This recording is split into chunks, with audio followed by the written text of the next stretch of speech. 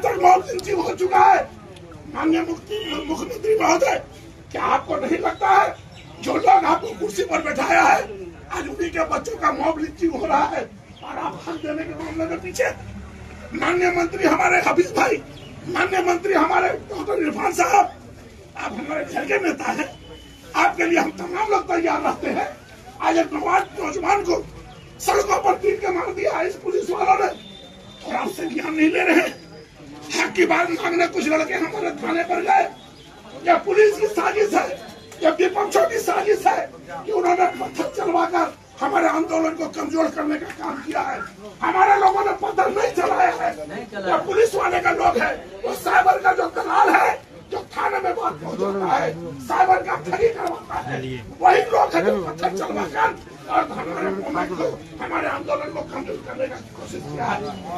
अगर आप तमाम लोगों का सहयोग और सहारा मिलता है, मैं कल भी कहा था कि जब हम वोट अपने लीडर को देते हैं तो हम अपनी डिमांड अपने लीडर से करेंगे।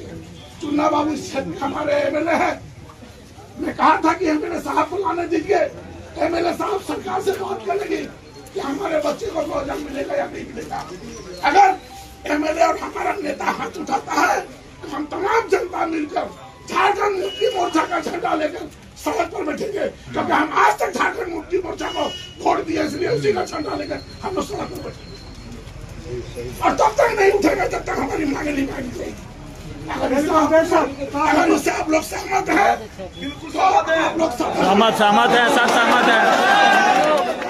दलाली नहीं, चापलूसी नहीं, आपको हाथ दो और नेता दलाल को घर बोरा भर के मारना पड़ेगा। हाँ, जो दलाल रहेगा। इसीलिए हम माननीय अपने प्रधानाध्यक्ष के नेतृत्व में हम लोग अपना चाहते हैं, उसको आप लोग नेता बहुत बहुत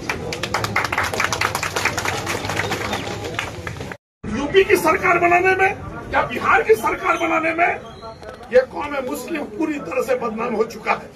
आज पूरा दुनिया इसलिए हमारा दुश्मन है क्योंकि उन दुश्मनों से लड़कर इन लोगों को कुर्सी हम रोक देते हैं।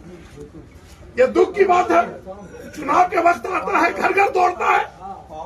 हमको नहीं जिताओगे तो इस्लाम खतरे में, हमको नहीं जिताओगे तो इंसानियत खतरे में, हमको नहीं जिताओगे तो तुम्हारा बाल बच्चे खतरे में। जब हम चुनाव जिता के कुर्सी पर बैठाते हैं तो और जब हम खतरे में हैं तो हमको पूछने वाला कोई नहीं।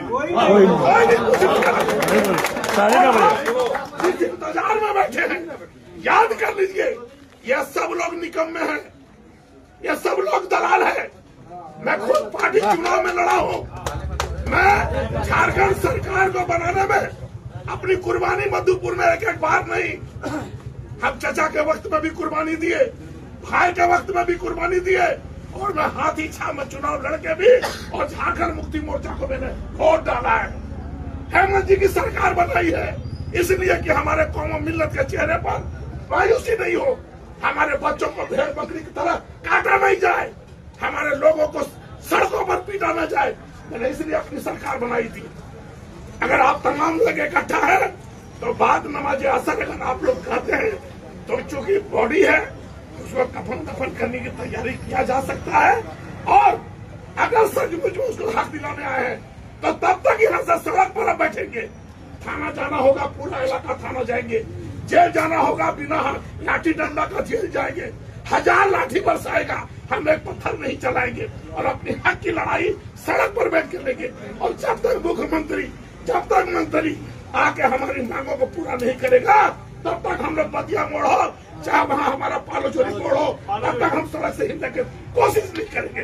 लड़ना है नहीं लड़ना है तो किसी को बेवकूफ मत बनाइए। सही भाई, ये क्या लड़ना है। एक पुलिस आती है, गाँव से उठा के लेके जाता है।